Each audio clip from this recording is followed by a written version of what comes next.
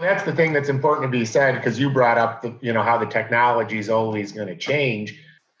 One thing when you look at the European market, Frank, is when you look at the couple million they have out there, the technology actually hasn't changed all that much because every time they try to change it and get line of sight, well, now most yards, especially your yards, are going to have tree cover, and now you run out of line of sight. So now you go back to the wired system.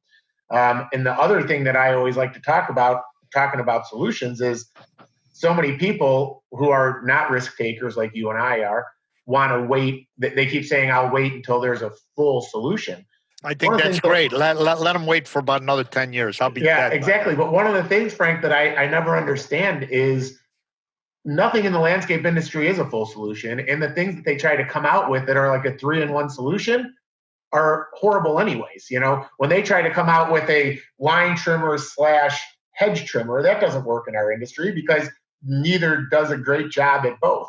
So when people say, well, the line trimmer doesn't get up to the mower doesn't get up to the edges all the way, it needs to trim the lines. Well, we don't have that in the industry anyways, right? I mean, the interesting thing, Joe, is just as you speak, I mean, I'm kind of, crazy guy as far as I want, our clients' homes to look great all the time. It used to be very, very, very important to me. I'm not home that much as it is. If I was going to be home on Sunday, I would have loved for the team, even though a lot of, in spring and fall, we work Saturdays, and in the summer we don't. But I'd prefer to be cut, Saturday night so that Sunday the place looked great. Well, every day it's cut now. Yeah. And even though it doesn't go right up to the edges, I don't notice that. And I'm crazy about detail. You don't notice it, and it gets a little bit closer the better you do with your wiring and all that kind of stuff. And the guys, then when they go once a week with the weed eaters, they trim those edges down really low. It's nirvana for me. It's really, really that strong. So it's well worth the effort and the time. But, like I said, we are taking advantage of our financial strength to make a major, major investment. I know other people aren't, and I get that, but we're going to take advantage of that. Yeah. Well, one of the things that I talk to people about with making the investments, I mean, every day, Frank, we have to make investments to better our company, get new equipment, get new trucks, stuff like that. The thing that I always try to speak to is with robotics, I always see it as we're investing in our customer because we're giving them daily mowing. We're investing in the future of our company because robotics, say what you want, attract younger people going to school right now because it's technology. And people like my daughter are immersed in technology. I mean, even when we were trying to get on the Zoom calls, she's the one telling me, well, try this, try that, because it's what they do. I'm 41 and I'm like as frustrated as you were trying to get on the call, So it attracts new talent to keep the people coming in the door at the landscaping companies. And lastly, for the amount of money that we're investing in the equipment on the front end, we are saving money, some money that we can reinvest to employee wages in workman's comp costs and in just general labor costs so that you can take those people and put them in the higher labor pool. So take it one step further, Joe. Now think about this. You've seen our fleet, right? Yep. Our fleet is made up of F-350s, F-450s, and larger, so that we're never going to have 3 people across. They're going to be, 2 and 2 at most. So we have 4 doors, which costs us more, or crew cab, whatever you call it. Then you have trailers. Why? Because you got to put the lawnmowers on them. Yeah. Okay. This is going to change everything. Yeah. You may not even need trailers anymore. Plus, you have dump boxes for what? Grass clippings. Now, you still need dump boxes for leaves, but maybe what you'll do is you'll have lighter trucks. They might be panel trucks. They will be more fuel efficient. They may not require a trailer anymore. There's all kinds. We got to reinvent the whole thing. How much money is that going to save? Oh, You know, well, you're going to have a new type of fleet that can be more fuel efficient, cheaper to buy, and maybe not pulling a trailer. Maybe you do pull a trailer, but we're going to reinvent everything because, tell me, there's going to be commercial mowers available too. You're going to leave on site, never move.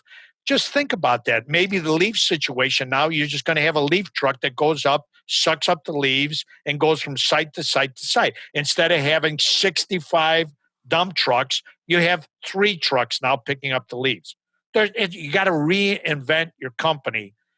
This thing that you brought to us, these robotic mowers, are going to reinvent Mariani. And yeah, by the way, we're going to try and do. Should I have told everybody this? Maybe not, but I got a big mouth. But we're going to reinvent the company. yeah. So, Well, I think that people always tell me I have a big mouth, and my franchise attorney thinks this podcast is a bad idea because I'm giving away ideas on it. But right. you know, what I always say is this industry is large enough, and there's enough work that needs to be done to have a collaborative approach.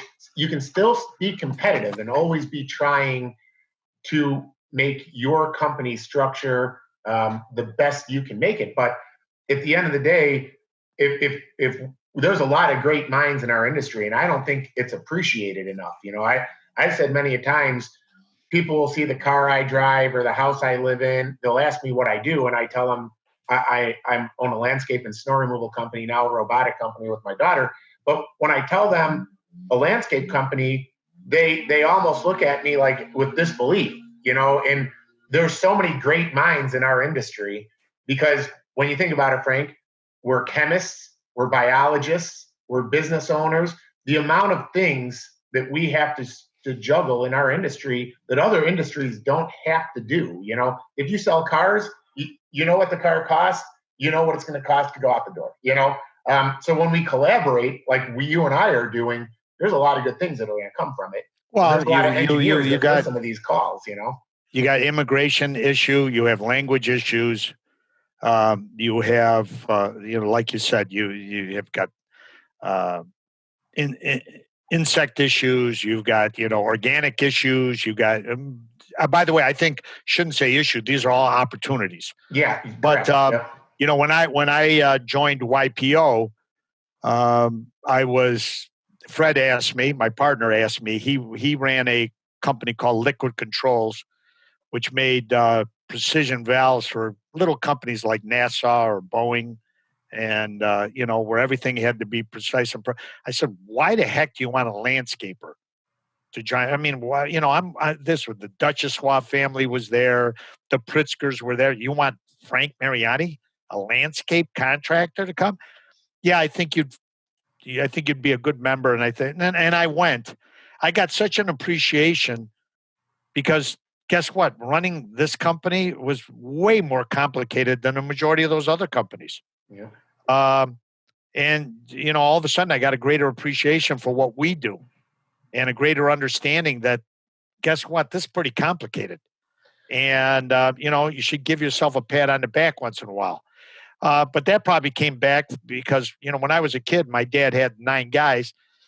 I'm ashamed to say it now, but I was embarrassed. I didn't want my friends who I went to school with, their dads were doctors and dentists and attorneys and lawyers and ran, real companies. And we ran a landscape company. We were grass cutters. Well, guess what? We aren't anymore. Mm-hmm. And, the robotic thing is just another level of expertise. And it's I think you made a great point with Julia and with younger people. When we put our first mower over at Lake Forest Library, to watch moms and dads and kids go up there to see that it's still to this. Now we have it at Forest Park, downtown Lake Forest. Oh, by the way, somebody stole one out of Lake. Did you hear about that? Yeah, Tim told me. Well, and I guess they messed with it first. They moved it. You guys put it back, and then they took it, and it was on the south side of Chicago. Yeah. But you recovered it. We recovered it. Got the GPS, and it's back there again. And somebody else. Now, I am disappointed in Julia's, that group of kids, in the sense that when I went to high school, by the way, you guys can cut this out. I would have stole it myself. I mean, it just would have been fun to go there. I mean, I couldn't believe that nobody took one of these mowers. Just because when you're kids, you're jerks and you got to do silly things like that. But that's been the only incident. See, so because kids nowadays, Frank, are taking like Instagram like selfies in front of them and posting them and just doing stuff like that. That's I think as our generation, I think it's more like, oh, I want to mess with it, not do the full thing and steal it and get rid of it so they can't find it. We just want to play with them. Yeah, which is probably why it was in the bushes. It was probably two separate people. Yeah, you just want to mess with people. You don't want to do the full thing.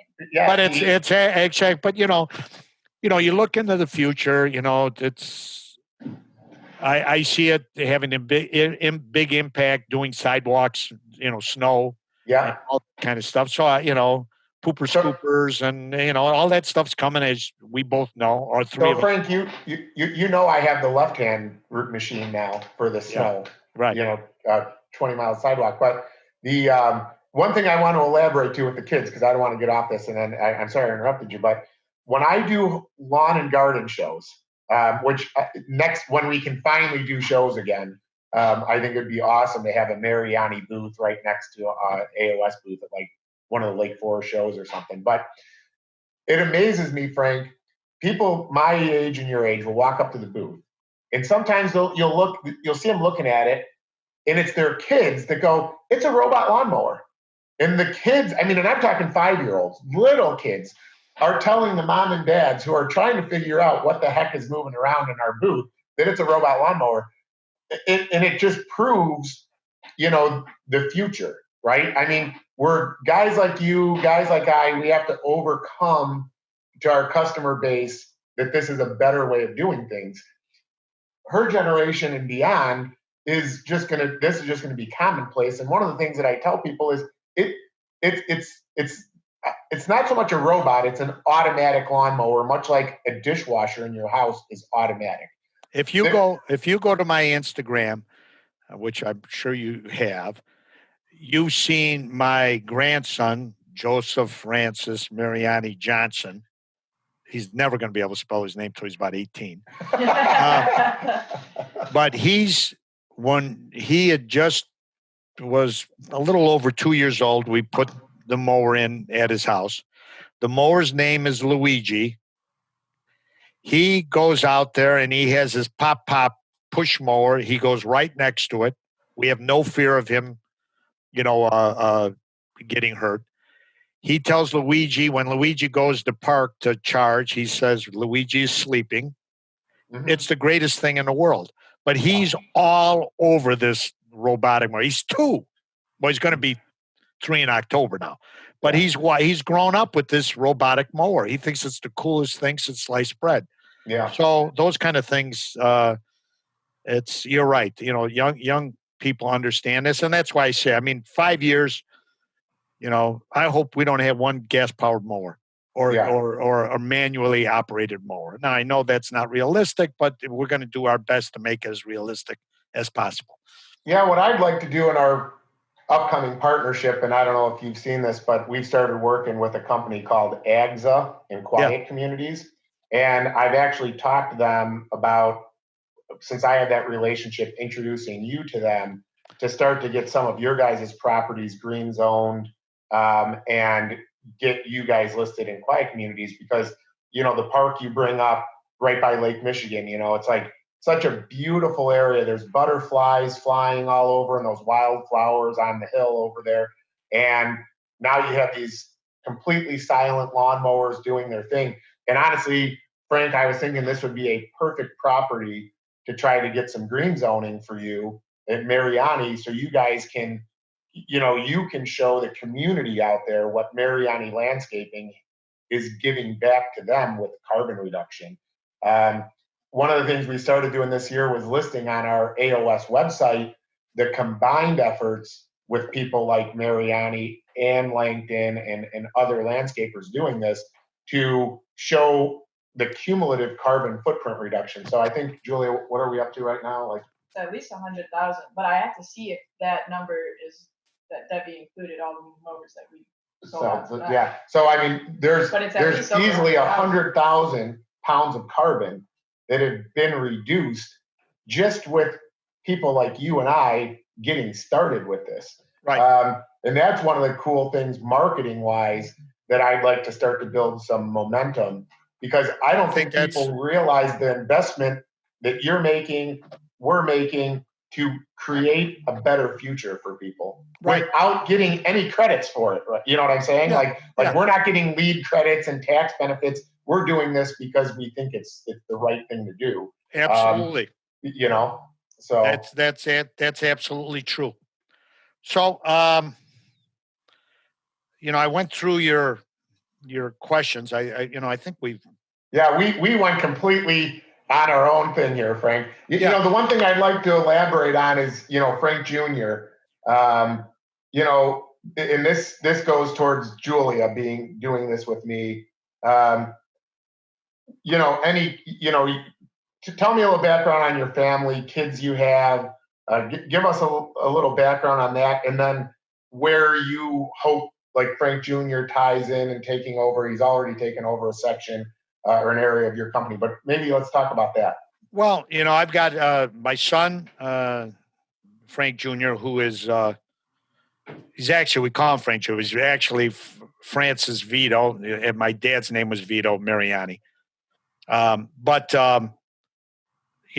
Frank is doing business development and does a very nice job with that. And I try to initiate the opportunity for him to see every segment of everything we do. It's pretty overwhelming, but he does a great job. But it's not important to him. It's not really important to me that, quote unquote, he takes over. Because, we've got a president, we've got managers in every single different department, division, whatever you want to call it, that we have, and everybody works as a team. I'm very comfortable knowing that, God forbid I walk out of the office and got hit by a train, Mariani Landscape's not going anywhere, nor is Hampshire Farms, nor is Mariani Plants. We got a great team. They might even be better off without me. So that's kind of, and one thing about my son, he's never had a sense of entitlement. It's not, that's not what drives him. So that's kind of nice. I've got a daughter who has worked here at the company, but right now she's a full-time mom and doing a great job with that. Her husband happens to be an arborist and partner with his brother at Nels Johnson Tree Experts. We use them for some of our work, but we also partner with Bartlett and Save a Tree and urban arborists and other people. So again, it's a little bit like the Mariani Nursery, where we sell to our competition, we sell to ourselves. Same thing with arborists and masonry and all these other. We use a lot of different subs for a lot of different reasons. Family is very important to me, but I had two brothers that worked here and did a nice job of helping us create our brand, but no longer work here anymore. And one of the things that I think family businesses have to worry about is treating family different than anybody else. If everybody isn't on an equal standing, you're not going to keep people around for 40 years. If they think that they're always going to be in the background or they're always going to have to be subservient in some way, that doesn't recognize performance and that doesn't build a lot of opportunity for a honest career path. So that's kind of the way I look at family. And the same token, I believe one of the best things about Mariani is we are a big family, but it has nothing to do with the Mariani name.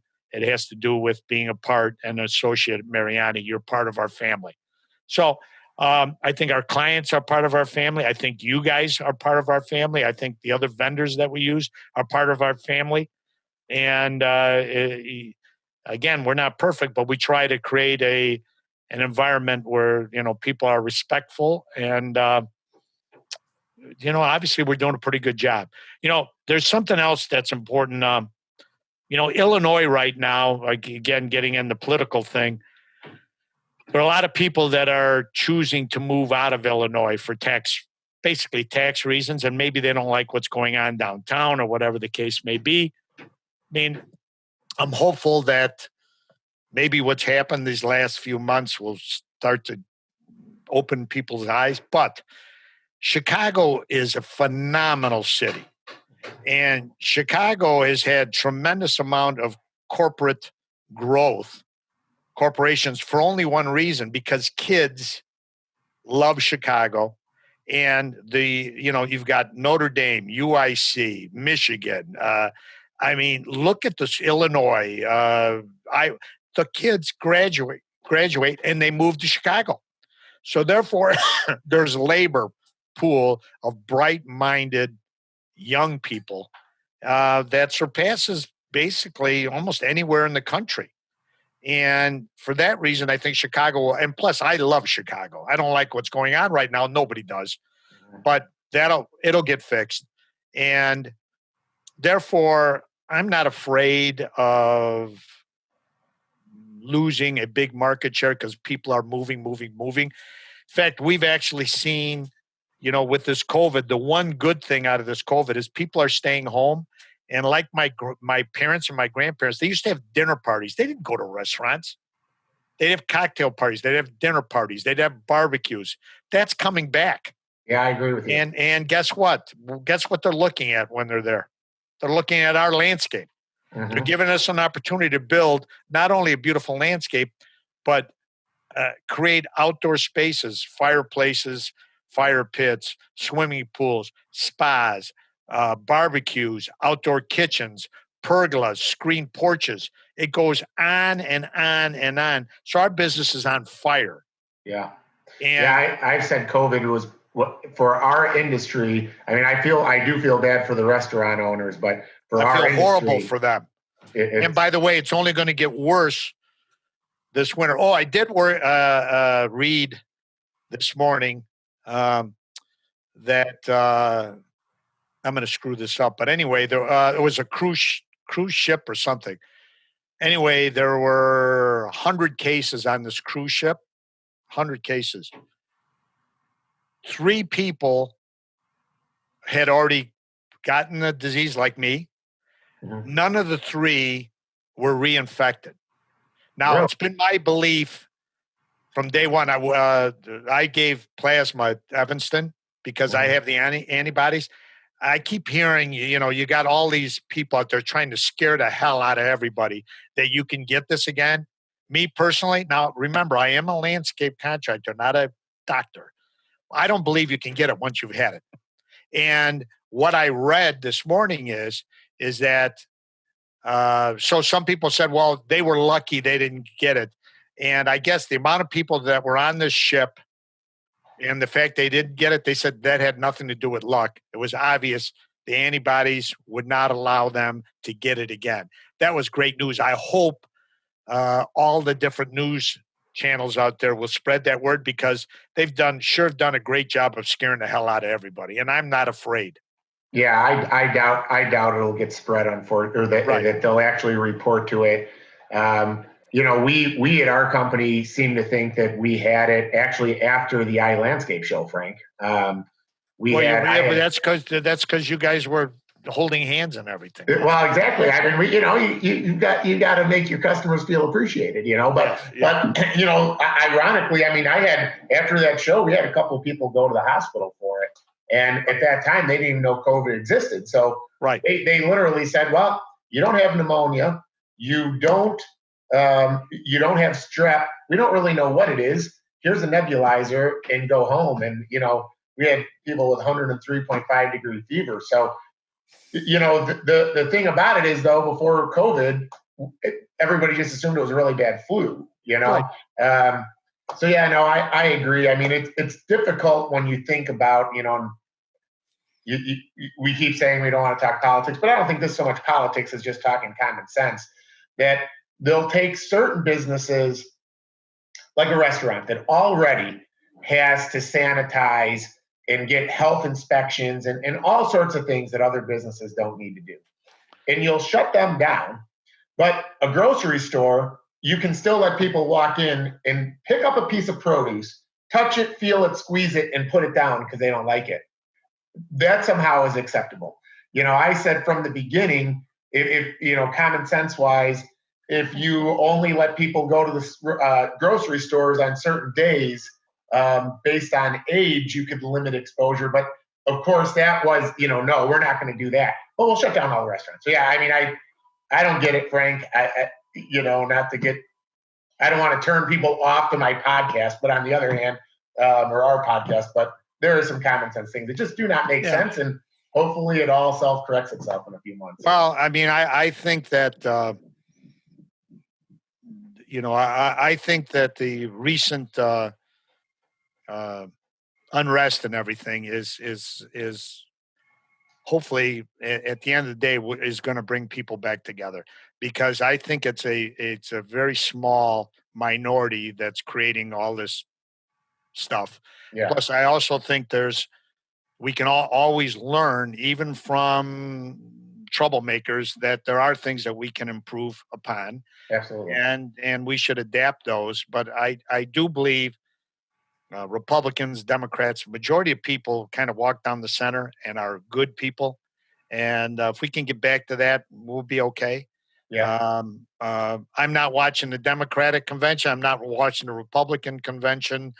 I'll make my choice when the time comes, and we'll move forward. Yeah. But I've never been one that really depends on the government for anything. So I'll depend on my fellow Americans to make the right choices, and I hope we all do. So that's well said, Frank. We could almost, we could almost end on that note. That was very wise to say it that way. Good. I want to thank you for coming on the show. I guess I could say that, or should say that I totally appreciate our partnership. And feeling is mutual. And Julie, have anything you want to say? Any takeaways? Yeah, I know I didn't talk that much. So I feel like I have to note this just for the entire podcast, because this is more out of my comfort zone, like actually interviewing people. But like, to me, it's just a learning experience. I'm taking everything in from both of you. But like something you brought up, I think in your first podcast, is everyone says they're not you.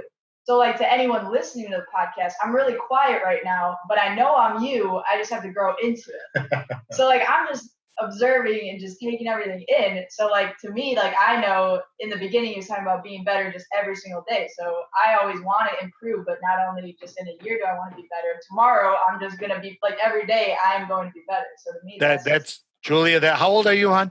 I just turned 20. You're just turned 20. I mean, you have a great attitude, and you have a great smile, and you have a great mind. You got a great dad. Thank so you. You got everything going for you. Take advantage of it. Yeah, I will, for sure. And I know you're going to be extremely successful. Push him right out of that chair right there. All right, guys. Thanks, Frank. Thanks for all the time. Look forward to seeing you again. Yeah. Julia, nice meeting you. Bye-bye. Nice to meet you as well.